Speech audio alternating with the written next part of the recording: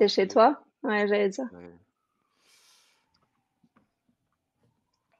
on fera comme on peut, hein. Donc, là, ça a commencé à enregistrer. Je vais faire. C'est à ce moment-là où je commence à plus arriver à parler. Je vais faire ma phrase d'intro et on est parti, ok? Let's go. Alors, on dit bien Oriole pour les C'est inconnus. Orioles normalement, avec un S. Oriole. Moi, j'aime bien Ok, prononcer le Orioles. vas-y, Mais tu fais comme tu vas-y. veux, il n'y a pas de problème. Je dis le S alors. Euh, Aujourd'hui, on est en présence d'Amandine Oriols. Alors, premièrement, merci d'avoir accepté mon invitation. Merci à toi, Martin. Du coup, Amandine, si tu devais résumer ton parcours en deux, trois phrases, comment tu le présenterais?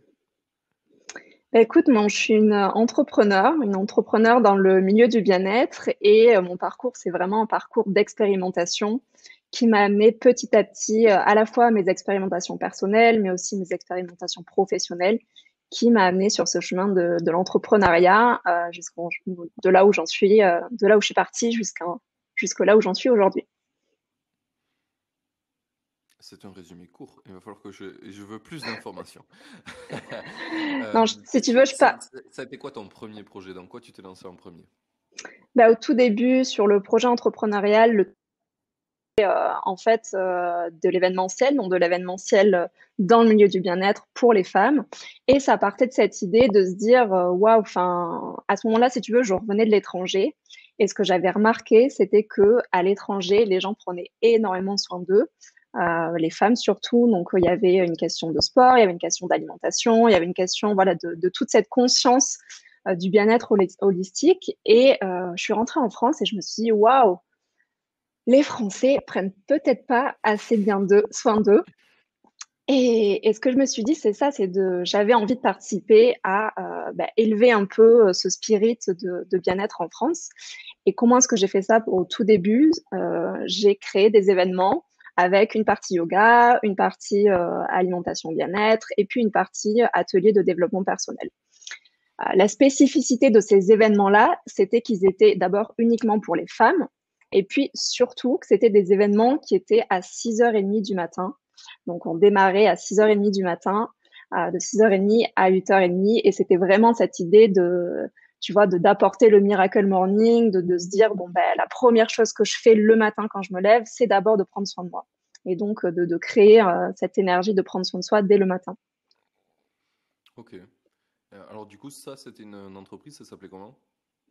Au tout début, ça s'appelait She's Morning. Et donc, j'étais associée avec une amie de l'époque ou que j'avais rencontrée dans un startup week-end.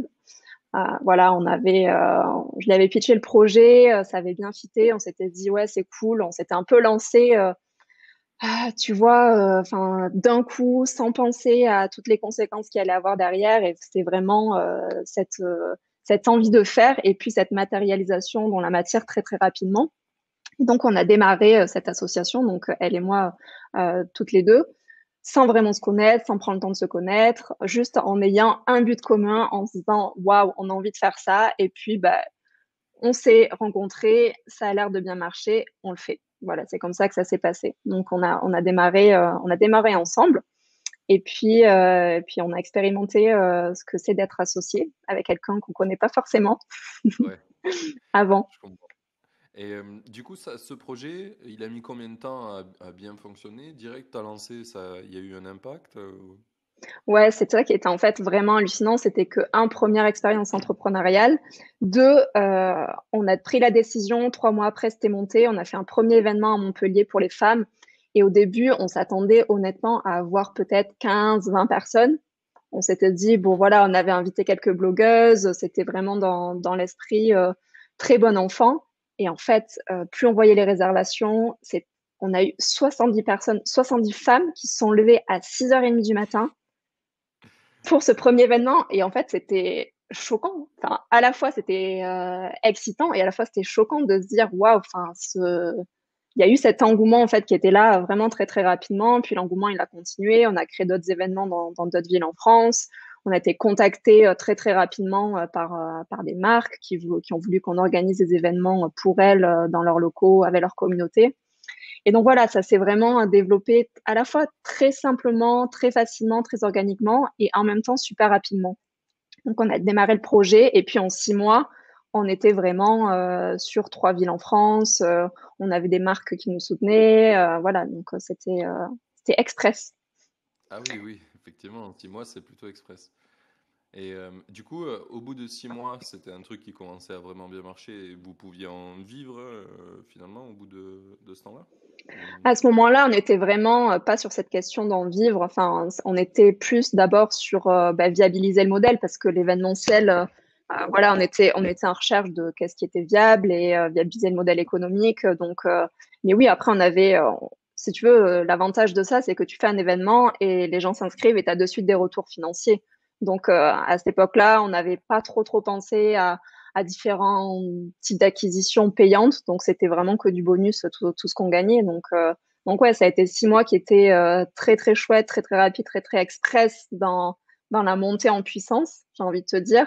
Et puis, autant express dans un sens, express dans l'autre, tu vois, pour un peu se casser la gueule, mais pour d'autres raisons plus personnelles et de fit humain que finalement à cause du business. D'accord. Qu'est-ce que ça t'a appris finalement cette expérience un petit peu?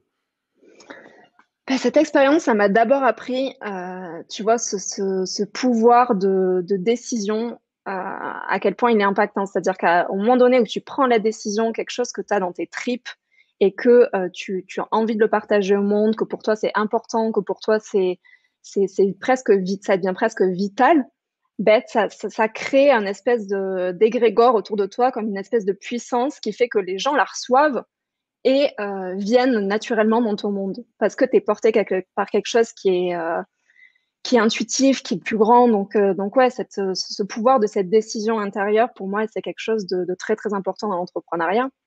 Donc ça, c'est la première chose. Et la deuxième chose que ça m'a appris, c'est vraiment cette idée de euh, choisir les bonnes personnes avec qui t'associer. Et peut-être, voilà, avant de te lancer corps et âme dans un projet, voilà, réfléchis, est-ce que la personne avec laquelle je m'associe, ça fit dans mes valeurs? Est-ce que on est sur la même longueur d'onde sur la vision? Et toutes ces questions qui ont émergé en fait dans l'expérimentation, et c'est OK, et je suis très reconnaissante aujourd'hui. C'est vrai que c'est des trucs qu'on peut anticiper à l'avance en sachant maintenant. Ouais. Et genre, par exemple, tu lances un projet aujourd'hui, tu veux t'associer avec quelqu'un, comment tu vas faire du coup pour un peu savoir si c'est la bonne personne ou pas? Pour moi, le plus important, c'est les valeurs. C'est-à-dire, est-ce qu'on partage les mêmes valeurs? Est-ce que pour toi, par exemple, je sais pas, je te donne un exemple, est-ce que la valeur de l'excellence, on la partage? Est-ce que la valeur de l'honnêteté, on la partage? Est-ce que la valeur de la transparence, on la partage? Donc, il y a vraiment quelque chose qui est inhérent à la personne. Et pour moi, c'est cette histoire de valeur humaine. En fait, tout ce qui est humain, c'est ça le plus important dans l'association. Après, le business, peu importe, enfin, je veux dire, on trouvera toujours des solutions, mais le plus important, c'est qui on est en tant que personne et est-ce que ça match en tant que personne avec cette personne-là. Donc, la partie valeur, pour moi, est très importante. Et la partie vision, c'est quelque chose qui vient peut-être en second temps. Parce que je peux avoir une vision, la personne peut avoir une vision, et peut-être qu'on n'est pas forcément d'accord sur les détails, mais en réalité, on va trouver, si humainement on a un fit, on va trouver un terrain d'entente pour avancer ensemble vers la vision. Ok, ouais. Oui, je pense que ça me semble logique parce que la vision, c'est quelque chose qui évolue finalement. Plus tu vas travailler sur ton produit ou là où tu veux aller, et plus ta vision elle va s'améliorer, tu vas découvrir des choses. T'as pas le même niveau de connaissance, mais tu peux t'aligner sur ce niveau de connaissance. Par contre, sur la culture, c'est plus dur. Si t'as Tout à vraiment fait. pas la même façon de faire, ça devient problématique. C'est un problème que tu portes qui est de plus en plus lourd, je pense, plutôt que ça s'améliore avec le temps. C'est clair. Et ce qui amène probablement à arrêter de bosser avec la personne. Bah ouais, c'est ça, Ok. c'est vraiment un moment tu arrives à ce point de rupture où tu te dis en fait bah non, je peux plus avancer avec cette personne-là et c'est OK, c'est une expérimentation. Enfin en fait, c'est ça, c'est que pour moi ce que je vois dans chaque expérience, c'est tellement d'apprentissage, tellement de trucs qui t'amènent à un prochain niveau dans l'autre aventure entrepreneuriale qui arrive derrière qui fait que bah voilà, c'est sans fin. Mais bon, c'est cool si on peut éviter certaines expériences en amont. Ouais. Mm. C'est un peu un gros dilemme, c'est qu'on a besoin de mauvaises expériences pour apprendre, j'arrive plus à articuler, mais en même temps, c'est un peu painful de faire des mauvaises expériences pour apprendre. Donc ça serait bien si on pouvait en faire le moins possible. Mais, mais bon, je pense que quand même les entrepreneurs qui vont le plus loin, en général, c'est ceux qui ont fait plein de conneries au début. Parce que du Hmm. coup, ils ont plein d'expériences qui leur ont fait un peu mal, mais ils ont beaucoup appris, quoi. Donc, tant pis, c'est le chemin de l'entrepreneur. C'est le game, ma pauvre C'est Lucette. ça, c'est le game. Du coup, après ce projet, t'as fait quoi? Donc après ce projet, donc déception au niveau de l'association avec cette personne-là. Du coup, ben, je me dis, c'est quoi? Je vais pas réinventer la roue. Je vais faire ce qui marchait bien, mais je vais le faire avec une personne en qui j'ai confiance. Et donc à ce moment-là, je propose à ma sœur, qui était à l'époque commerciale chez Dell, de me rejoindre dans l'aventure et en gros de repartir from scratch parce que bon je t'épargne tous les détails de la rupture avec cet associé là. En tout cas, juste après ça, je décide de repartir from scratch. Je propose à ma sœur de me rejoindre dans l'aventure et puis on refait exactement la même chose, tout simplement en repartant de zéro. Et donc, on est reparti sur ce modèle d'événementiel, on est reparti sur cette cible féminine, pareil avec toujours ce créneau du matin. Et puis voilà, donc on a développé à nouveau les événements ville par ville. La différence avec le projet précédent, c'est qu'on a développé une équipe d'ambassadrices qui étaient des femmes qui nous ont contactés vraiment très très organiquement par les réseaux sociaux en nous disant écoutez, moi je trouve ça génial ce que vous faites, j'aimerais vraiment l'amener dans ma ville et comment est-ce qu'on peut faire? Donc on a mis sur pied en fait un programme d'ambassadrices et donc on a commencé à avoir des ambassadrices sur différentes villes en France sur lesquelles on pouvait pas forcément être parce que faire de l'événementiel ça prend du temps et donc on avait une ambassadrice à Bordeaux, une à Pau, une à Paris. L'idée, c'était vraiment de se développer comme ça, avec en développant l'équipe au final avec cette équipe-là d'ambassadrices.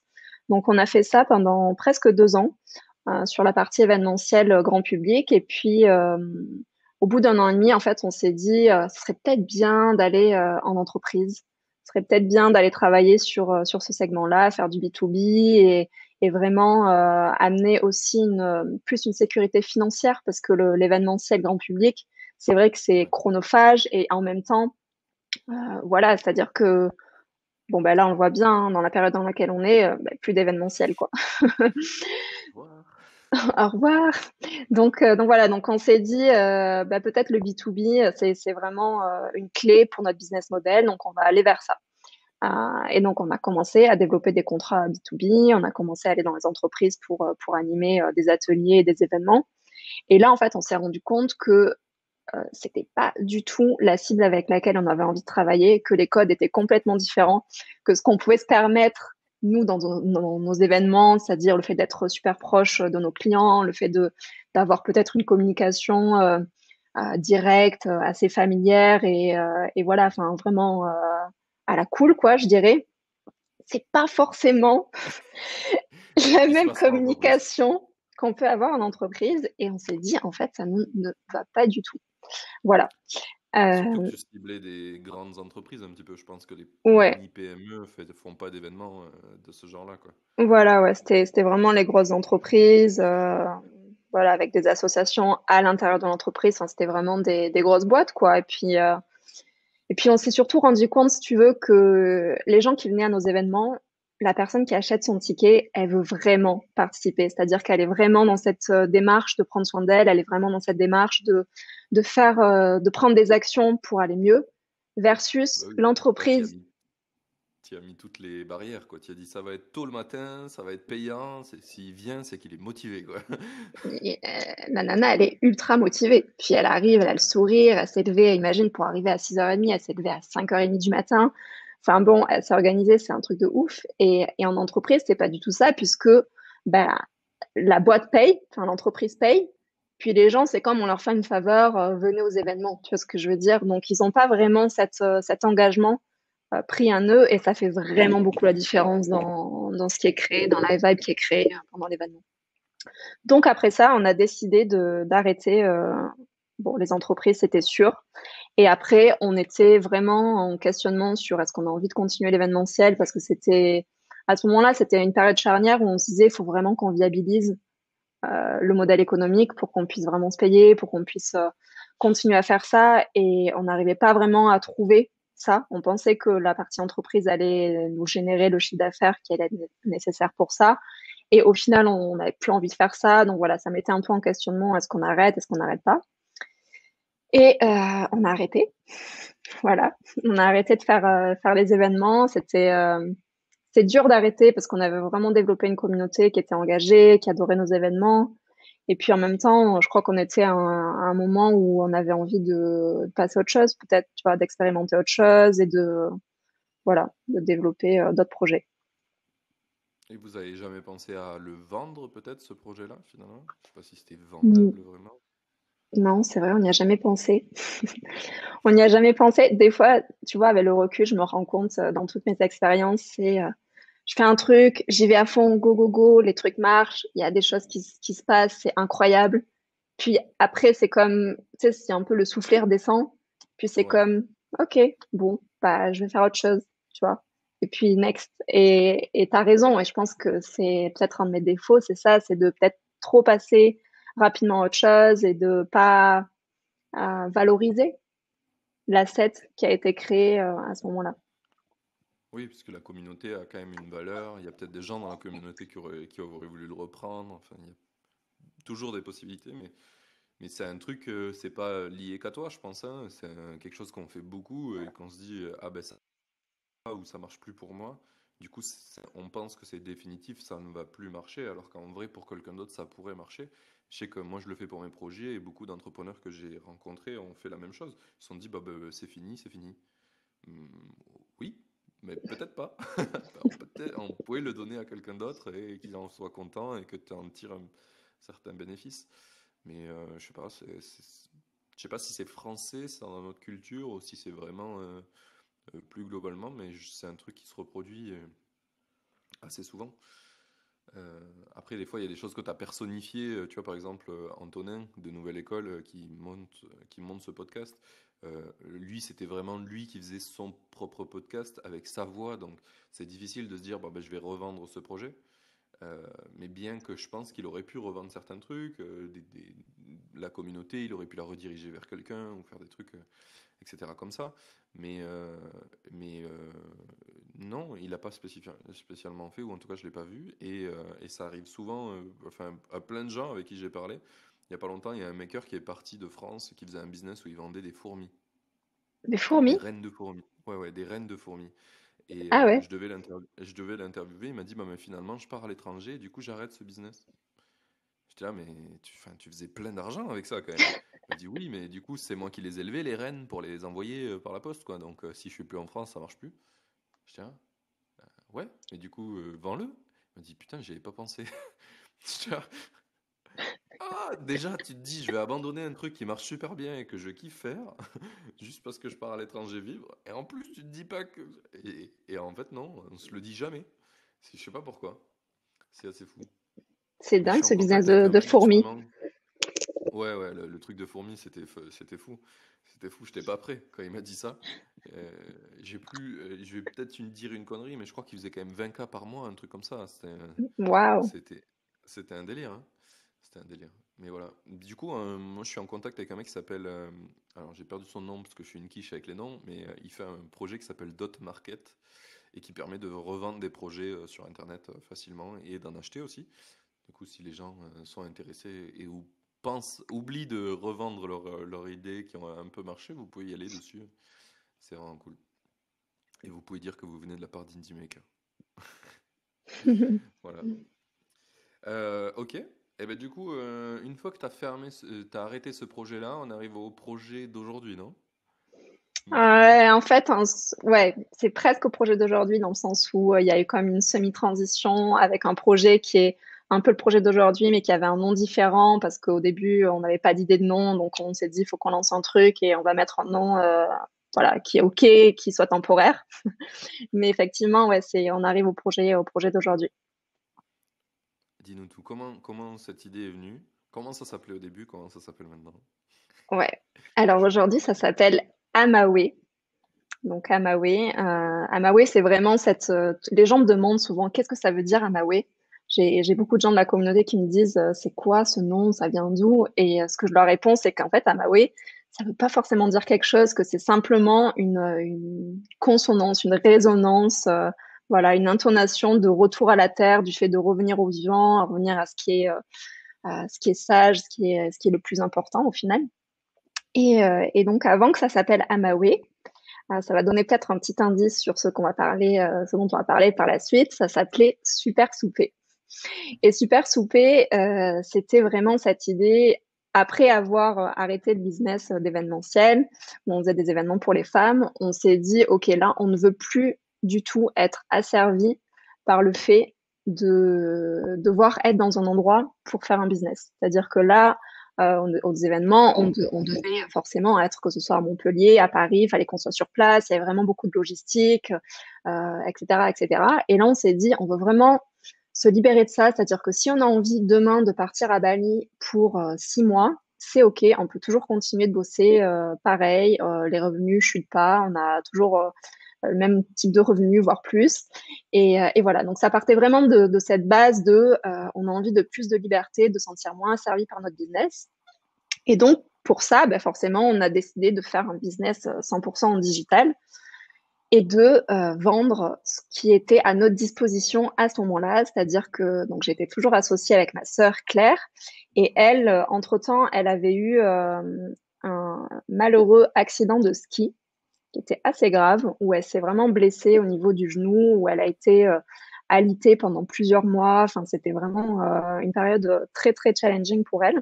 Et puis pendant cette période où elle était alitée, puis après elle était en centre de rééducation, elle s'est dit ok, enfin là, il faut vraiment que ben voilà, que j'utilise ce temps pour apprendre une nouvelle chose, pour me former à quelque chose, pour vraiment mettre à profit ce temps-là euh, à mon service et au service potentiellement d'un Ouais, prochain de la business. valoriser, quoi. Voilà. Et donc, elle s'est formée en nutrition avec une école de nutrition new-yorkaise qui proposait ses programmes tout en digital. Donc, elle est aujourd'hui coach en nutrition avec une vision très globale, une vision très holistique de l'alimentation et de la nutrition. Et à ce moment-là, quand on a décidé de lancer ce business digital, on s'est dit, OK, qu'est-ce qui est aujourd'hui en notre possession qu'on peut vendre demain parce qu'on n'avait pas envie de démarrer quelque chose qui allait sortir dans 6 mois. Donc, c'était toujours un peu dans ce même modèle de on a une idée, boum, de suite on la matérialise. On s'est dit, bon, bah, Claire s'est formée en nutrition, c'est cool, elle kiffe ça. Elle est vraiment bonne là-dedans, elle adore aussi cuisiner. Donc, on va lancer un club de recettes. Et on a lancé ce club de recettes-là. Donc, c'est pour ça qu'on lui a collé le nom Super Souper. Parce que c'était un club de, enfin, d'ailleurs, il existe toujours. C'est un club de recettes où on propose 5 recettes de dîner par semaine. Et vraiment, cette idée d'enlever la question qu'est-ce que je mange ce soir? Donc, ça solutionne cette question-là aux gens. Souvent, voilà, avec le boulot, la vie de famille, on ne sait pas forcément quoi faire à manger, surtout si on est sur ce chemin du mieux manger. Et donc, ce club de recettes répondait à cette question-là. Euh, voilà, donc le club de recettes, c'était une fois par semaine. Au début, c'était vraiment super à la mano, c'est-à-dire que on envoyait les recettes, je crois, le vendredi ou samedi matin pour la semaine d'après. Et en même temps, Claire, elle crée en flux tendu semaine après semaine. C'est-à-dire que c'était vraiment, bon, ben, je fais, je vends, je fais, je vends. Et donc, on a démarré ce club de recettes. On l'a vendu sur la base la base email de nos anciens événements. Et ça a bien vraiment, tu sais, c'est toujours comme ça pour les projets qui marchent bien. Tu sais au fond de toi que que ça sert aux gens, que c'est vraiment quelque chose de qualité ce que tu proposes. Et à la fois, tu es toujours halluciné par les retours que tu as de tes clients qui te disent waouh, mais moi ça m'a changé ma vie, waouh, mais moi j'ai un enfant, elle adore toutes vos recettes, vraiment ça me facilite, etc. Donc voilà, Tu donc on, peux, tu peux définir un peu ce que c'est bien marché? C'était quoi le panier moyen? C'est quoi les chiffres au début? ouais. Alors nous, au tout début, quand on a lancé l'abonnement, donc à l'époque c'est un abonnement mois par mois, et on avait vendu 30 abonnements sur le premier mois, qui était à 20 euros l'abonnement par mois. Pour nous, c'était bien marché parce que bah, déjà, un, on partait de zéro, euh, et puis deux, c'était nouveau pour nous le digital, tu vois, c'est-à-dire qu'on n'était pas du tout dans la tech, on n'était pas du tout dans le milieu du digital. Donc, on s'était dit, waouh, enfin, des gens, ils sont chez eux et puis ils achètent sur une Ils vont page. sur notre site, ils achètent. Et tu vois, ils arrivent sur notre page de vente et puis ils sont convaincus, puis ils achètent, puis ils utilisent les recettes. C'est ça qui est ouf. Ouais. Et c'est ce qui était ouf en fait, c'était vraiment ce challenge-là pour nous, c'est que bah, un club de recettes, tu vois, tu peux dire, les gens peuvent te dire, oui, mais des recettes, j'en trouve gratuitement sur le net. En fait, tu vois, t'as plein de sites de recettes, de blogs de recettes, enfin les magazines, etc. Et en fait, nous, ce qu'on voulait montrer par là, c'est que c'est pas seulement, ok, des recettes saines, il y en a plein, mais c'est vraiment cette idée de ce qu'on vendait, nous, c'était cette intelligence de ce qu'on appelle un meal plan ou un plan de repas, avec vraiment ce package tout compris. Tu avais la liste de courses, les recettes pour la semaine. On faisait aussi un petit topo sur les bienfaits de certains légumes, etc., etc. Et puis voilà, donc on a démarré comme ça. On a fait ce club de recettes. C'était cool, c'était vraiment cool. Puis après, on s'est dit, en fait, il y a plus. Il y a plus dans ce qu'on a envie de partager comme message. Il y a plus dans voilà, il y a plus dans ce qu'on peut créer sur le web et puis voilà, et puis petit à petit, après s'être testé, avoir essuyé quelques plâtres d'un business en ligne balbutiant au début, ben on a vraiment trouvé ce qui marchait et puis on a développé d'autres programmes et puis c'est ça. Puis aujourd'hui, à Maui, c'est plus seulement un accompagnement sur le mieux manger, c'est vraiment un accompagnement sur le fait d'être bien globalement, c'est-à-dire évidemment, tu vois, mieux manger, mais aussi comment est-ce que tu peux réduire ton stress, comment est-ce que tu peux reprogrammer tes croyances limitantes qui te bloquent aujourd'hui dans ton quotidien. Euh, voilà, comment est-ce que tu peux mieux gérer tes émotions pour te diriger émotionnellement et puis au final vivre une vie épanouissante, parce que c'est ça la finalité, c'est vraiment l'accompagnement pour que les gens vivent une vie kiffante, quoi, sur tous les plans. Ok.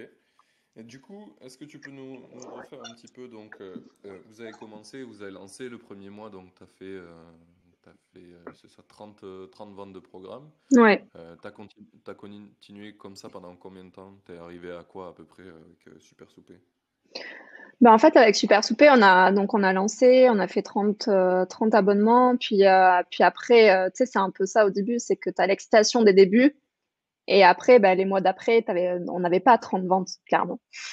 On n'avait pas trente nouveaux abonnés par mois. Oui, il y avait des nouveaux abonnés, il y avait aussi des gens qui se désabonnaient. En général, on avait remarqué que les gens restaient 6 mois, tu vois, que 6 mois, ils avaient fait à peu près le tour.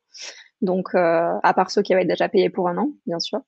Mais voilà, donc on avait peut-être organiquement, je sais pas, entre 5 et 12 à nouveaux abonnés par mois, quelque chose comme ça. Donc ça, vous l'avez fait pendant combien de temps? On l'a fait pendant quelques mois. On a fait, tu vois, là, j'ai pas noté mes dates. J'ai pas bien fait mes devoirs avant le podcast. Mais je pense que oui, on l'a fait pendant quelques mois, peut-être 6 mois, 7 mois, quelque chose comme ça, avant qu'on passe à l'autre nom, au nouveau branding et à Maui. On a gardé le club de recettes dans Maui. Ok. Bon, et du coup, à Maui, maintenant, vous faites quoi? Comment vous vendez? Ouais. Alors, à Maui, donc qu'est-ce qu'on fait concrètement? Donc, on vend des programmes en ligne, bien sûr. Donc, à la fois ce club de recettes dont je te parle, qui est resté à l'affiche. On vend aussi un programme détox 3 semaines, où l'idée c'est vraiment bah, comme son nom l'indique, d'accéder à une détoxification du corps, mais aussi de travailler sur une détox du mental et des émotions, puisque dans tous les cas, tout est lié. Donc, c'est vraiment un programme détox 360 degrés. Donc, ce programme détox 3 semaines, on a également un programme sur le stress, donc pour se libérer du stress et de l'anxiété, qu'on a fait en partenariat avec une amie sophrologue. Donc voilà, donc ça, c'est les trois programmes, ce qu'on Pilier. appelle ça, voilà, les trois Ouais. programmes qu'on a aujourd'hui disponibles. Aujourd'hui, c'est ça. Bien sûr, il y a plein de choses qui s'en viennent. Mais aujourd'hui, donc, on a ces programmes-là en payant. Ensuite, ce qu'on propose en gratuit, parce on propose énormément de contenu gratuit, c'est la super letter qui est envoyée 2 fois par semaine. Donc, c'est une newsletter qui est envoyée 2 fois par semaine aux abonnés, qui est vraiment une newsletter avec beaucoup de contenu où on partage voilà le plus simplement possible, parfois des concepts un peu complexes, mais le plus simplement possible, le plus abordable possible, des concepts sur voilà le bien-être global, le bien-être holistique et global. Donc ça peut être sur la nutrition, le stress, les émotions, le mental, etc., etc., l'intuition, ce genre de choses. Et Vous avez combien d'abonnés dans la newsletter? dans la newsletter, dans la super letter, on a 8000 abonnés. Et puis, on propose aussi autre chose de gratuit qui est vraiment un temps fort, enfin plusieurs temps forts dans l'année, puisqu'en réalité, on en propose un par saison. Ce sont des challenges, donc des challenges de 4 jours, qui sont des challenges de 4 jours détox, où on propose totalement gratuitement 4 jours détox, donc avec à la fois les recettes pour les 4 jours, donc ça fait 12 recettes, puisque une pour le matin, une pour le midi, une pour le soir.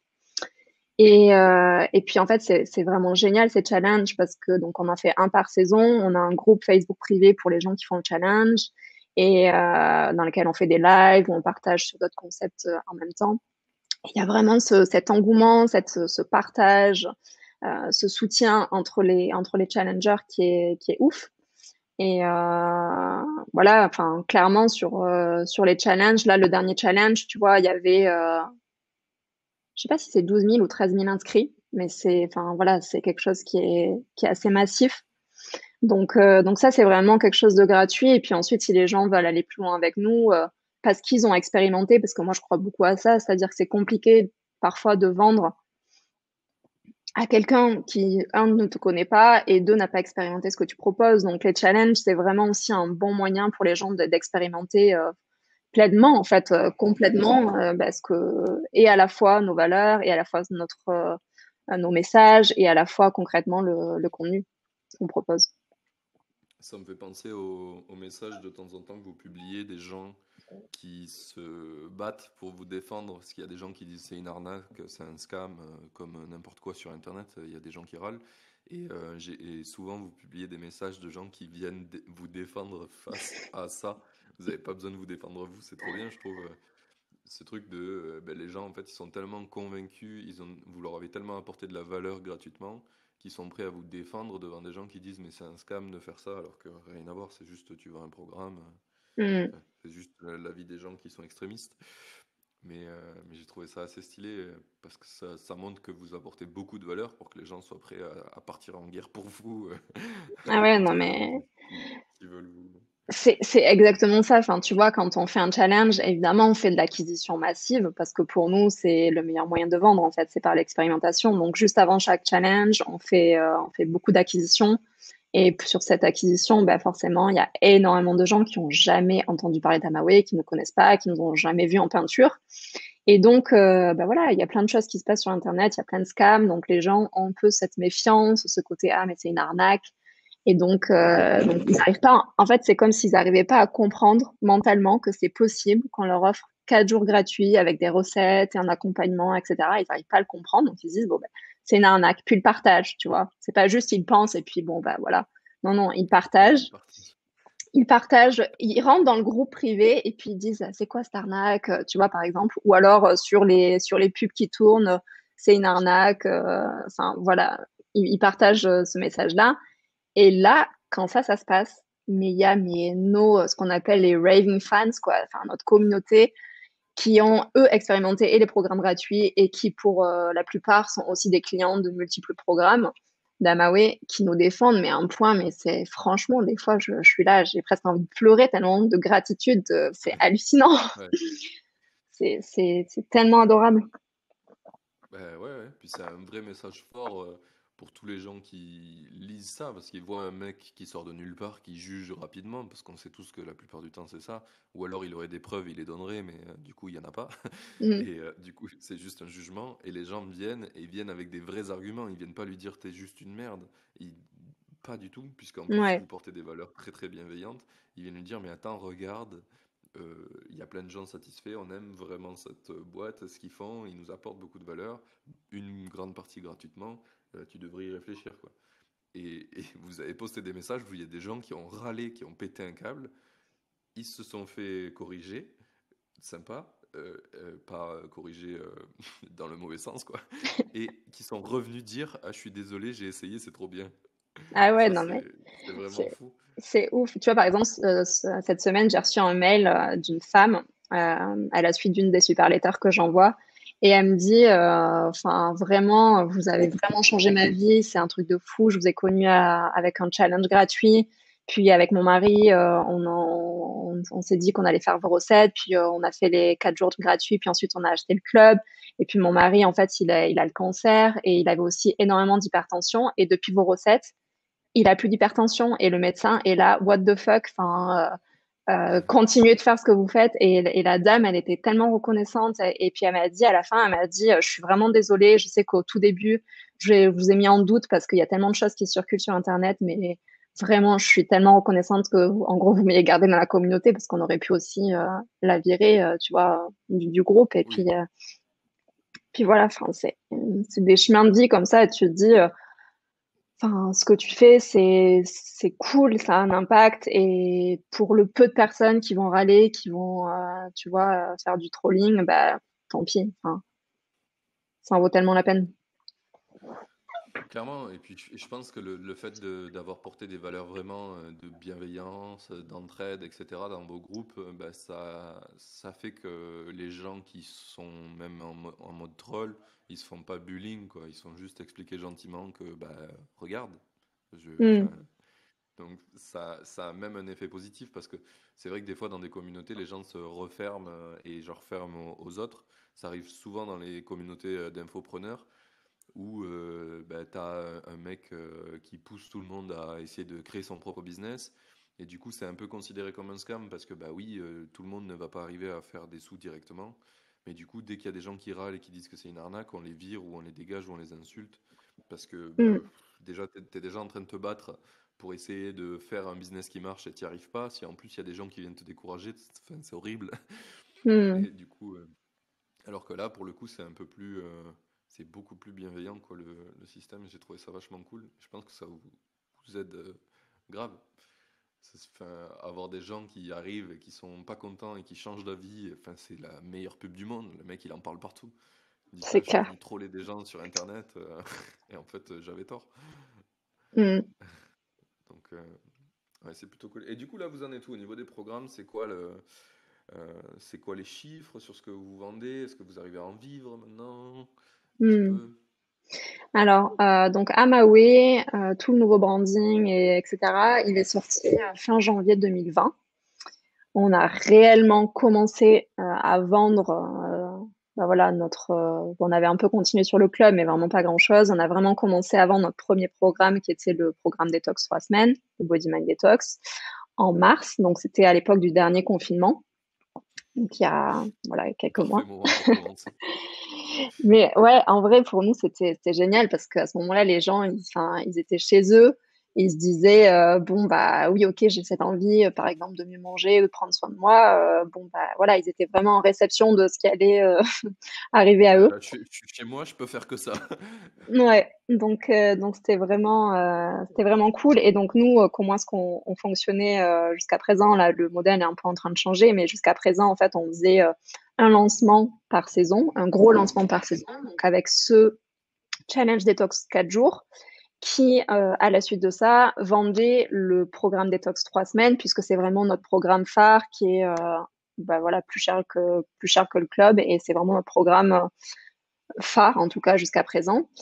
Et C'est donc, quoi le prix de ce programme? le prix, c'est 169 euros pour un paiement en une fois, et sinon presque 200 euros sur un paiement en plusieurs fois. Donc, donc voilà, ce cycle de challenge gratuit puis vente du programme détox. On ouvrait les ventes en fait un jour J, et puis pendant 7 jours, les gens pouvaient acheter le programme détox, et ensuite on fermait les ventes jusqu'au prochain challenge 4 jours. Voilà, je sais pas si je me fais bien comprendre, mais en gros voilà, il y avait ce cycle de challenge gratuit, vente pendant 7 jours, et puis fermeture des ventes.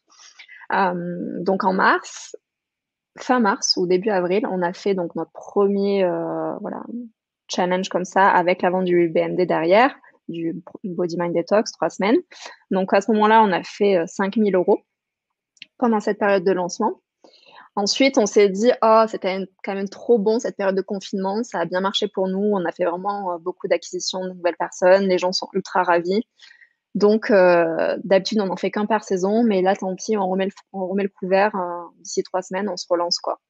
Donc, on a fait l'exception à la règle. C'est-à-dire qu'on a refait un lancement 3 semaines après sur, pareil, challenge gratuit, puis vente du BND. À ce moment-là, on a fait 10 000 € de CA. Et puis après, on était arrivé à juin, donc juin 2020, où on a fait 20 000 € de CA. Voilà, donc c'était le troisième lancement officiel Belle progression. du BMD. Et puis après, il s'est rien passé. Oui, il y a eu des ventes automatiques, etc. sur le club entre-temps, mais entre juin et septembre, où on a fait du coup le lancement du BMD sur automne, c'était vraiment plus une période de réflexion sur qu'est-ce que pendant ces 3 derniers mois où on a lancé comme des fous, où on a fait chaque fois x2, tu vois, qu'est-ce qui s'est bien passé, qu'est-ce qu'on peut améliorer, etc. pour vraiment préparer le lancement de septembre. Et puis donc en septembre, on a refait un lancement fin septembre où cette fois-ci on a fait 25 000 €. Donc c'était moins que ce qu'on avait espéré parce qu'on était parti en mode ouais, Ça va enfin doubler à c'est chaque fois. voilà, ça va doubler à chaque fois, c'est évident.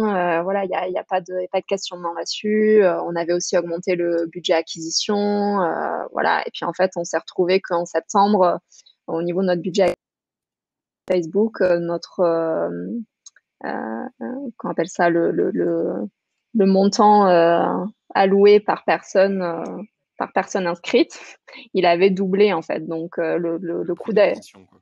Ouais, voilà, le coût d'acquisition par personne, il avait doublé, ce qui était hallucinant entre juin et septembre de voir vraiment cette différence-là. Enfin, nous, on a vraiment eu l'impression que peut-être que, tu vois, tous les gens qui avaient un business en dur et avec le confinement, le Covid, etc., ils s'étaient comme réorganisés et avaient commencé à lancer des trucs en digital, et ce qui fait que tout le monde se bataillait un peu pour l'attention des gens sur Facebook. Donc voilà, le coût d'acquisition avait doublé, donc forcément, on a fait moins que ce qu'on avait espéré. Mais par contre, il y a vraiment eu un déclic en septembre. Ce qui s'est passé, c'est que la communauté, elle a vraiment pris à notre niveau. C'est-à-dire que les gens, l'entraide entre les gens, tu vois, l'engagement des gens dans nos programmes, il était passé vraiment à un niveau supérieur. Donc, on s'est rendu compte que on avait aussi affiné notre cible, que les gens qui étaient là, bah, ils étaient vraiment intéressés, que c'était pas juste des gens qui étaient intéressés parce que et que qu'ils avaient vraiment un intérêt à être là. Donc Vous voilà. avez Donc combien de gens là dans votre groupe privé maintenant? alors dans le groupe privé, je pense qu'on doit être à 9 000, quelque chose comme ça. Parce qu'évidemment, tout à l'heure, je disais que sur le dernier challenge, on avait 13 000 inscrits, 12 ou 13 000 inscrits.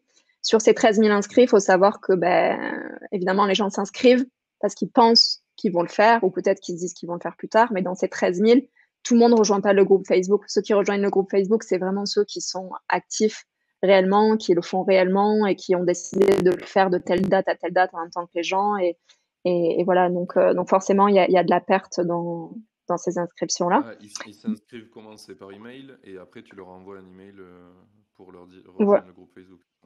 exactement. Ouais. Donc j'ai une landing page sur laquelle ils s'inscrivent, et puis voilà, donc ils disent oui, je m'inscris pour le prochain challenge. Et puis ensuite, enfin nous on a remarqué qu'il y a environ à peu près la moitié des gens de ceux qui s'inscrivent qui vraiment participent activement. Puis après, tu as ceux, et il y en a plein dans notre base, je t'expliquer pourquoi après, qui sont pas sur le groupe Facebook tout simplement parce qu'ils n'ont pas Facebook. Euh, Pourquoi? Parce que notre cible, et ça, enfin, c'était pas une cible choisie entre guillemets, c'était une cible qui s'est révélée à nous. C'est vraiment des personnes qui sont plutôt des femmes, qui sont au-dessus de 45, 50. Et puis dans notre challenge, on a des femmes, par exemple, qui ont, tu vois, 75, 80 ans. Enfin, Ah oui, c'est marrant, mais bon, c'est peut-être un peu l'exception, mais en tout cas, au-dessus de 45, c'est sûr. Donc il y a aussi pas mal de gens qui sont pas forcément très digital, très tech, comme on pourrait l'imaginer nous de nos générations. d'accord. Ouais. Ouais, du coup, pour eux, l'aspect communautaire est un peu plus difficile. Ouais, mais encore, je trouve que je suis toujours aussi étonnée de voir. Tu sais, je me dis, ah bah tiens, ça pourrait être ma mère, qui, tu vois, qui partage ses trucs et tout ça sur le groupe, et je me dis, ah, c'est cool. Ok. Et ben on va pouvoir passer un petit peu à mes questions partie 2. C'est quoi l'objectif avec Amawe? Vous voulez aller où? Alors, l'objectif avec Amawe, c'est vraiment de développer une communauté qui soit très forte, et puis de développer une grande communauté pour partager au plus possible notre message, parce que nous, ce qui nous importe, évidemment, ça nous fait kiffer d'entreprendre, mais ce qui nous importe au plus profond de nous-mêmes, c'est vraiment ça, c'est que notre message soit le plus partagé possible, surtout en cette période-là. C'est vraiment cette idée que oui, vous pouvez vous reconnecter à votre sagesse intérieure. Oui, vous pouvez être en pleine santé. Oui, vous pouvez réduire votre stress, votre stress. Oui, vous pouvez juste vivre bien et pas juste survivre, en fait. C'est ça, parce qu'aujourd'hui, enfin, dans la société moderne, il y a juste la plupart des gens, ils survivent, en fait. Ils sont, bon, bah voilà, je vais au boulot, puis enfin, je prends le métro, je vais au boulot, puis je rentre, puis je me fais un truc à la va-vite, puis je connecte pas vraiment avec mon mari ou avec mes enfants. Et en fait, nous, notre message, c'est de dire, en fait, ça, c'est, bon, bah voilà, t'en es arrivé là, mais en réalité, il y a autre chose. Il y a vraiment cette vie qui peut être incroyable, tu vois, enfin, et tout à fait simple, et mais en même temps, qui peut vraiment nous nourrir au quotidien. Donc voilà, donc notre message, c'est ça, et notre objectif, c'est évidemment de le partager avec le plus possible de monde, et donc de développer une communauté vraiment importante. Là, aujourd'hui, on a 3 programmes. Ce qu'on a envie de faire, c'est ces 3 programmes. Bon, il y en a un qu'on a fait en partenariat avec Maëva, une sophrologue. Donc, on avait commencé à mettre ce pied-là pour inviter d'autres personnes aussi sur notre plateforme, parce que c'est ça l'idée. L'objectif, c'est vraiment de plus seulement être les porteurs de ce message-là, mais de s'entourer de personnes, d'experts qui, eux, ont vraiment une véritable expertise et qui vont pouvoir la transmettre à notre communauté. Donc nous, on serait vraiment cet espace communautaire où on développe vraiment cette communauté. Et puis à la fois, on s'entoure de gens, d'experts qui vont venir partager le message à notre communauté. Donc ajouter toujours plus de programmes avec un objectif, chaque programme pour un objectif différent. Donc l'objectif, c'est ça, c'est vraiment de développer ça. Et puis en objectif un peu fou, c'est de devenir le Mind Valley France. Voilà, sur la partie digitale, en tout cas. Donc ça, c'est vraiment la partie programme en ligne. Et puis après, il y a une autre partie au niveau de l'objectif qui est vraiment plus une partie dans le monde physique, on va dire, où notre idée, c'est de prendre tout ce qui a été fait là dans le digital et de l'incarner dans le monde physique et de le partager plus sous forme de stage, sous forme de revenir au final un peu à l'événementiel, parce qu'on trouve que c'est vraiment très très puissant quand les gens se rencontrent en vrai. Et bien sûr, le digital a une valeur incommensurable, mais le fait que les gens soient ensemble et partagent des expériences transformatives ensemble, c'est vraiment très très puissant. Et donc c'est aussi Ça ça. connecte les gens de manière définitive, hein. Ouais. C'est assez fou. Et pour ça, donc on est en train de créer un écolieu qui va voir le jour très rapidement, puisque a priori, on a eu la réponse qu'on ferait la signature définitive d'ici février là 2021, donc ça va arriver très très très vite. Et cet écolieu, en fait, c'est un lieu qu'on crée avec des amis, donc évidemment on n'est pas tout seul dans cette affaire-là. Euh, et voilà, c'est vraiment un oasis où on va pouvoir vraiment incarner toutes les valeurs qu'on partage, mais vraiment jusqu'au bout. C'est-à-dire qu'il y aura une ferme sur place, une ferme qui sera biologique évidemment, où on pourra produire des légumes. Il y aura des espaces où on pourra recevoir du public, faire des stages, etc. Et puis vivre proche de la nature, puisque c'est ça le but en fait. Ok. Ça vous est venu comment, l'idée de ce lieu? Bah, ça fait un petit moment qu'on est là-dedans. Déjà avec Charlie, donc qui est mon mari et qui est aussi ton meilleur ami, Martin. Euh, Pour le contexte. en, pour le petit contexte. Ouais, ben ça faisait un petit moment qu'on avait envie de créer un lieu. On avait toujours eu cette envie voilà, de créer cet espace-là pour faire des stages et vraiment connecter les gens dans le physique.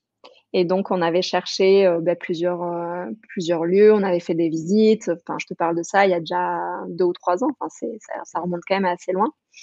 Puis en fait, on avait signé des compromis, mais il y avait vraiment, enfin, c'est comme s'il y avait un blocage qu'on sentait pas forcément les épaules de porter ça tout seul aussi, parce que c'est beaucoup, beaucoup de travail si on n'est que deux. Et puis donc voilà, donc on a laissé les choses se faire. Et là, justement, encore une fois, pendant le premier confinement en mars, on a commencé à ouvrir la parole là-dessus avec des amis. Et puis d'autres personnes nous ont dit, ah mais oui, mais moi aussi j'ai un projet commun, donc on s'est rapprochés. Et puis donc aujourd'hui, on est 8 sur le projet, donc c'est un collectif de 8 personnes. Et, et voilà. Et puis je pense que moi, enfin, tu le sais, j'ai grandi dans les Pyrénées.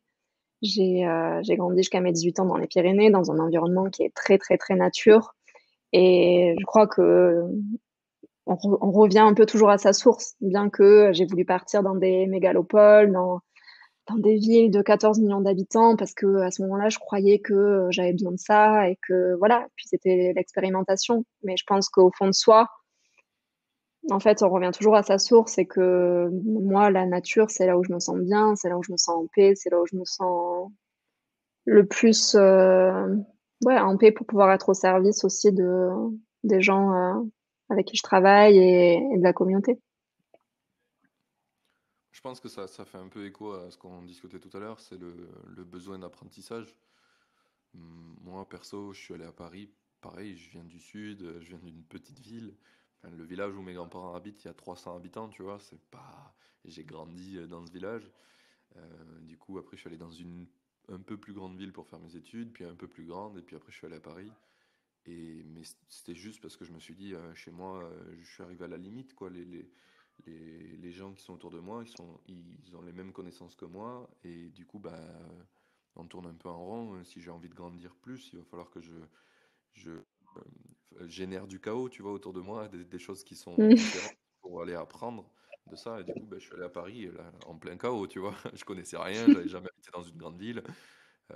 Et du coup, j'ai appris énormément parce que bah, il y avait que des gens nouveaux autour de moi, des choses nouvelles, et forcément, bah, tu changes et tu grandis, quoi.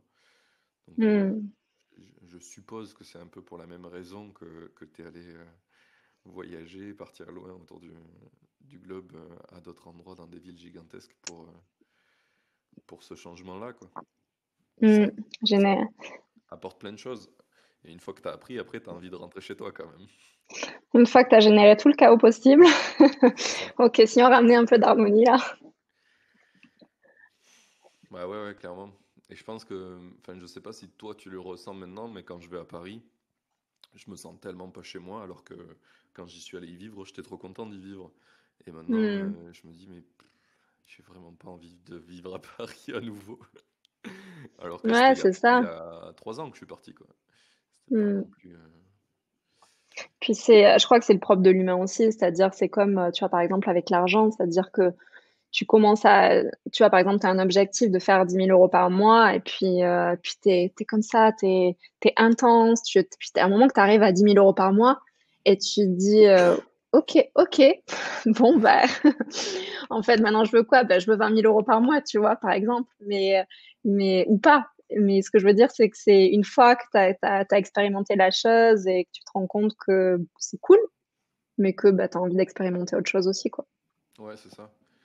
Et puis une fois, souvent, quand tu expérimentes des choses, après tu les intègres, et quand tu les as intégrées, ben, tu as envie d'intégrer autre chose, mais du coup, ça te fait gravir les marches. Des fois, tu te dis, genre, quand tu commences à être entrepreneur, si tu te dis 10 000 € par mois, c'est chaud de ouf. Mm, Et puis au bout d'un certain temps que tu as pris de l'expérience, 10 000 € par mois, tu y arrives, tu te dis, mais en fait, peut-être que mes ambitions, j'aurais dû les voir différemment parce que c'est pas si difficile. Alors que mm. tout le temps pour y arriver, c'était dur, mais une fois que tu y es, c'est d'un coup bien plus simple.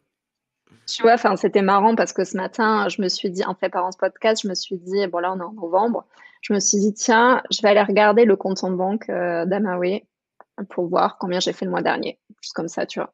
Ouais. Et puis là, je vois qu'en fait, en octobre, comme ça, tranquillement, les programmes sont vendus. Enfin, oui, on a mis de l'énergie parce que, tu vois, on écrivait toujours les super letters et on a fait des actions, etc. Mais on a fait en octobre 20 000 euros, 20, exactement 20 040 euros. Donc, on a vraiment juste passé tu vois, la barre des 20 000 sur un mois. Et puis, et Sans en devoir fait, le je me reprendre suis du dit, coup. ouais, puis je me suis dit, en fait, waouh, enfin, faut juste prendre le temps de célébrer aussi, parce que c'est comme si, ok, c'est cool, bon, ben, on a fait 20 000, puis bon, enfin, voilà, c'est le premier mois qu'on fait vraiment à 20 000, hors lancement, bon, bah, c'est ok. Non, en fait, faut juste célébrer et puis chaque fois se remémorer, voilà, ces gratitudes qu'on peut avoir, des choses qu'on crée, au fur et à mesure de notre évolution et notre avancement, parce que, bah, c'était pas comme ça il y a quelques mois et puis c'est important aussi de prendre le moment de célébrer ces espaces-là. C'est un peu le problème, je pense, qu'on a quand on est entrepreneur, c'est qu'on se met dans une position, on est toujours dans le rush de courir après nos objectifs, là où on veut aller, etc. Et du coup, tu perds un peu ce... Enfin, il faut que tu t'y rappelles toi-même de te dire, bon, ben, il faut prendre un peu de temps pour célébrer, pour être content de ce qu'on a fait, etc. Tu vois, en ce moment, chez moi, j'ai un entrepreneur aussi qui est passé me voir. Et c'est pareil, en fait, il, il a des fois, t'oublies facilement que ben, tu es en train de faire des trucs cool, quoi, et ça aide des gens, etc., quoi. Mm, exactement.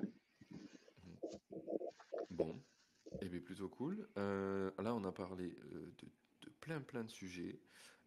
J'aimerais un peu te parler. Donc, bah, du coup, on a aussi parlé de tes projets futurs. Putain, on a été bon, hein?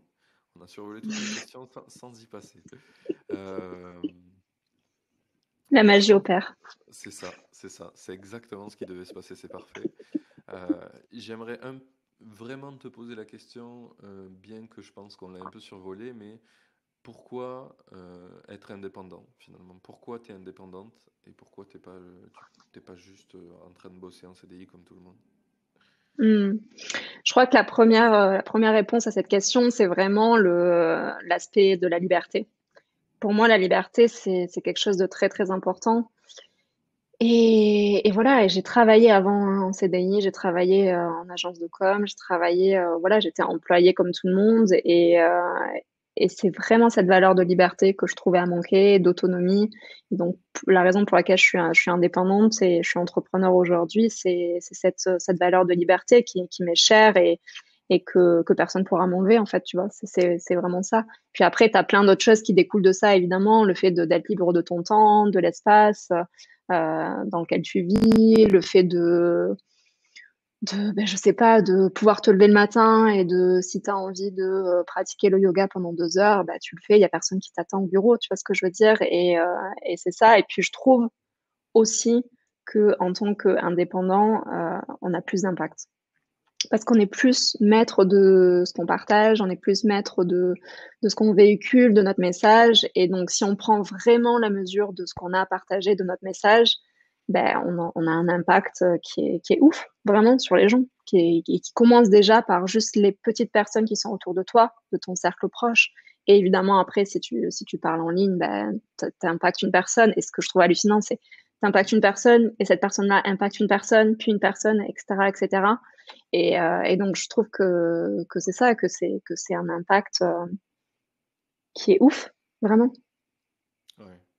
C'est rigolo que tu parles de ça, ça fait très écho à la petite phrase que j'ai mis un petit peu partout, qui est mon objectif, qui est absolument fou, mais qui fait très écho à ce que tu dis, c'est j'aimerais rendre 20% du monde 20% plus heureux, heureux. Mhm. Et souvent les gens me disent, mais ça n'a aucun sens, est-ce que tu te rends compte le nombre de gens que ça fait sur la planète? Et je crois beaucoup à cet effet cumulé en fait. Si autour de toi tu rends heureux 10 personnes, eux ils vont le faire aussi à une personne, etc. Alors effectivement tu vas pas...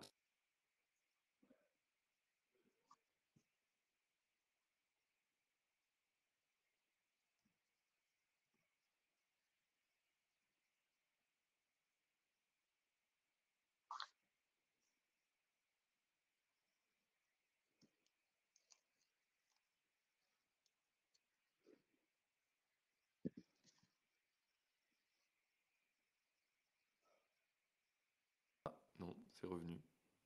Tout va bien? Pas de C'est soucis? revenu, je t'ai perdu, j'ai pas entendu là quand tu disais ça.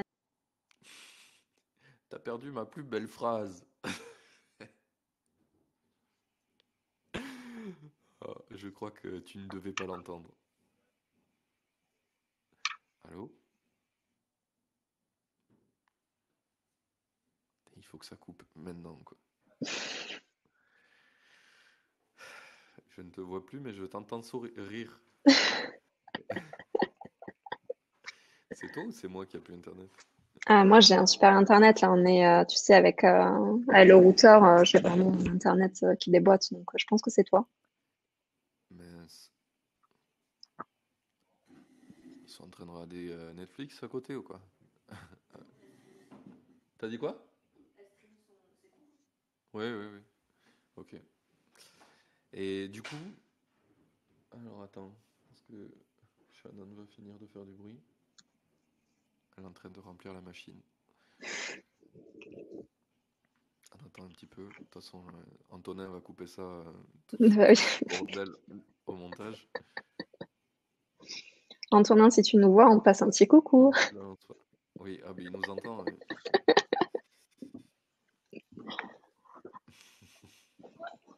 D'ailleurs, Antonin, tout à l'heure, j'ai parlé de toi, puis je me suis rappelé après que tu allais monter ce podcast et que j'aurais peut-être dû te poser la question avant de parler de tes projets. Mais voilà, désolé, j'ai pensé qu'après, que tu pouvais ne pas être d'accord avec ce que je dis. Normalement, j'ai pas trop dit de bêtises, j'espère. Mais voilà. Du coup, pour revenir à ce qu'on disait, du coup, mon idée, c'était pas de moi-même aller toucher 20% de la population pour les aider à vivre mieux, mais juste d'être le plus bienveillant possible au quotidien avec tous les gens qui m'entourent, avec tous les gens qui m'écoutent, enfin, avec tout ça, et que c'est un impact sur ces gens-là, en direct avec moi, qui eux-mêmes auront un impact positif autour d'eux, et que petit à petit, ça change le monde, quoi. Je suis très très fan du film dont j'ai perdu le nom parce que je suis une quiche, mais c'est l'enfant qui veut faire des choses bienveillantes autour de lui. Attends, comment ça s'appelle? Putain,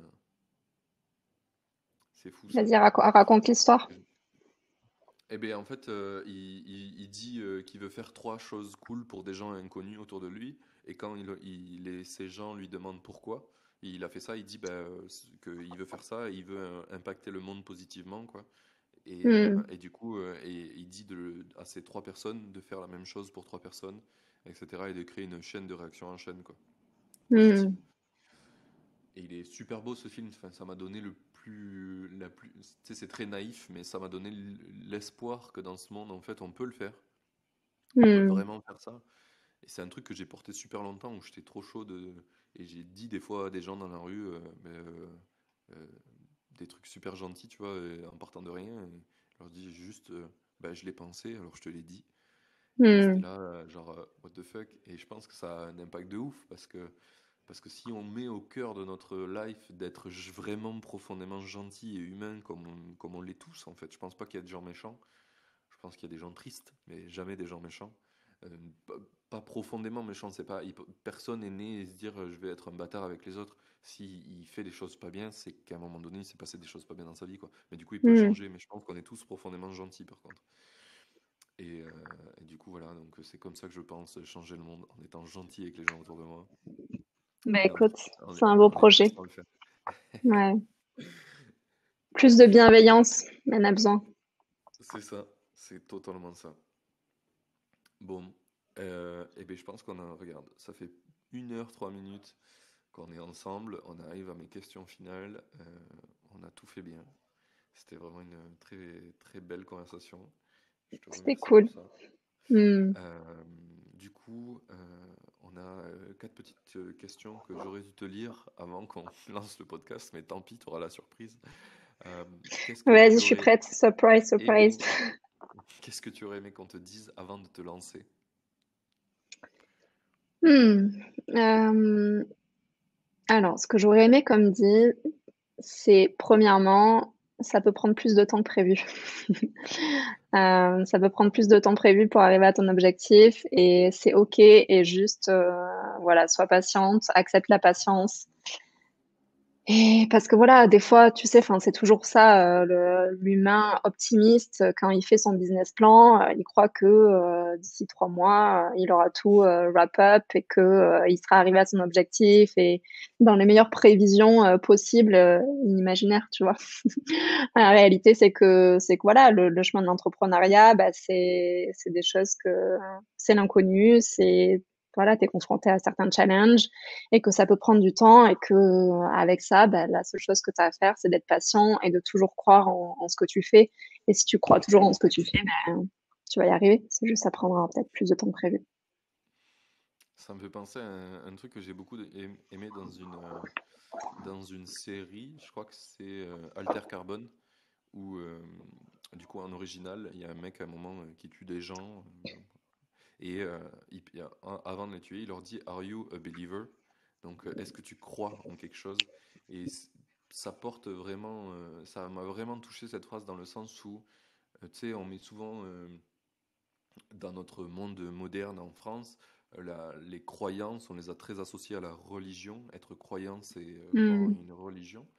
Et du coup, on a beaucoup mis ça de côté parce qu'en mode, ben, la religion, c'est quelque chose qui n'est plus lié à l'État, et du coup, qu'on a un peu mis de côté. Et du coup, on a mis un peu de côté notre croyance et notre capacité à croire, alors que je trouve que c'est une bête d'outil.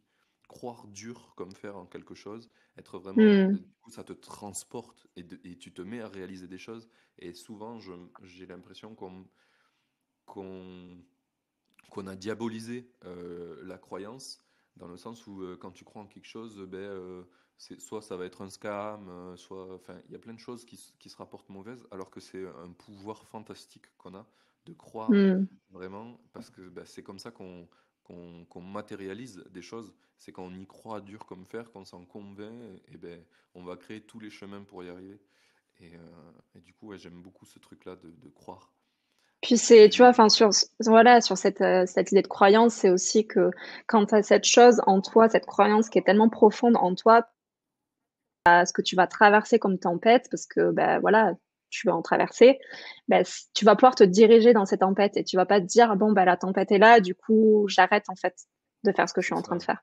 C'est genre ça te porte tellement que tu sais au plus profond de toi que tu vas être armé à affronter peu importe ce qui arrive en face de toi et que tu vas le traverser et que tu vas y arriver. Tu sais pas quand, C'est ça. mais ça sera ok. Tu peux pas matérialiser la timeline, mais en tout cas, tu sais que tu vas y aller. Mm. Plutôt très très d'accord avec ça. Ok. Eh ben, c'est une très belle réponse. On va pouvoir passer à la question suivante. Est-ce que tu as une citation qui te plaît beaucoup? Une citation, alors je sais pas si c'est vraiment une citation, mais c'est plus un concept que j'aime qui revient à ce qu'on disait tout à l'heure, de célébrer les petites choses. Voilà, célébrer les petits wins qu'on appelle en anglais, vraiment ce côté, bah, tu te lèves le matin, puis tu as fait 4 ventes en automatique, puis en fait, ça peut être, oh bon, bah, c'est normal, genre ça se passe tous les jours chez moi. Bah non, en fait, ces gens-là, ils ont décidé d'acheter ce que tu avais à vendre, et puis ça s'est matérialisé dans la nuit, et c'est genre merci, en fait, et vraiment de célébrer les petites choses et célébrer les petits moments, et puis parce que je pense que quand tu vois, quand t'es à la fin de ta vie, que tu te retournes, c'est comme une collection de petits moments que tu as célébrés et tu vas voir et que tu vas dire, ouais, je suis vraiment fière de ce que j'ai créé. Ok, ouais. Donc la gratitude quotidienne, quoi. Ouais, c'est ça. Plutôt stylé. Euh, du coup, une question pour moi. Qui est le prochain invité que je dois faire venir dans ce podcast selon toi? J'adorerais, mais vraiment, j'adorerais que tu interviewes Alice de The Family. Ça serait vraiment génial de l'entendre. Puis si jamais Alice n'est pas dispo, on n'a pas parlé pendant ce podcast, mais j'ai fait une formation avec une des formations de The Family qui s'appelle Gold Up, qui est une formation pour les femmes entrepreneurs qui ont des business en ligne. Et donc là, je sais pas si c'est vraiment, j'appellerais ça la fondatrice de Gold Up ou plutôt la personne qui est en charge de Gold Up chez The Family. C'est Mélanie et elle est vraiment super cool et elle crée plein d'initiatives et elle est vraiment dans la vibe d'une indie maker. Elle a aussi créé une start-up avant ça. À la base, elle est avocate, donc elle est vraiment multipotentielle et je pense que ça pourrait être vraiment une belle invitée pour toi. Ok, stylé. Eh bien, je me les note les deux. Si tu les as en contact, mets-moi en contact après ce Je te podcast. ferai une intro, ouais. Cool. Merci. Et du coup, c'est qu'on envoie les makers qui veulent te suivre. Alors, on les envoie sur amawe.fr. Donc, Amawe, ça s'écrit AMAWE.fr. Puis, une fois que vous êtes là, vous verrez, il y a le lien vers notre page Facebook, donc Amawe France, et notre compte Instagram qui est aussi Amawe France. Ok, ben, top. Merci beaucoup pour ton temps. Ben, écoute, merci à toi, Martin. C'est vraiment très, très chouette d'échanger et de parler de tout ça aujourd'hui. Grave, c'était vraiment très très cool. Je conseille à tous les gens qui nous ont écoutés d'envoyer un petit message d'amour à Amandine pour lui dire si vous avez kiffé ce podcast. Donc vous pouvez le faire sur la page Amawe, je pense, c'est le mieux Ouais, pour, pour en parler là. Et puis voilà, si vous avez aussi un petit temps pour noter le podcast, ça fait plaisir. Ça, c'est un message d'amour pour moi aussi, pour montrer que je fais pas un truc qui est dans le vent. Et puis surtout pour faire grandir et connaître ce podcast parce que je pense que ça peut aider plein de gens. Ça, c'est top. Voilà, merci d'être venu. Je suis vraiment très content d'avoir fait cet épisode avec toi. On devait le faire un peu plus tôt et on a un peu attendu et c'est vraiment cool de l'avoir fait maintenant parce que vous avez vu des grosses progressions entre le moment où je vous ai dit ça serait bien de le faire et maintenant. Donc ouais, c'est sûr. je suis plutôt content. Voilà, C'est merci beaucoup. cool. Merci à toi. À bientôt. Ciao, ciao.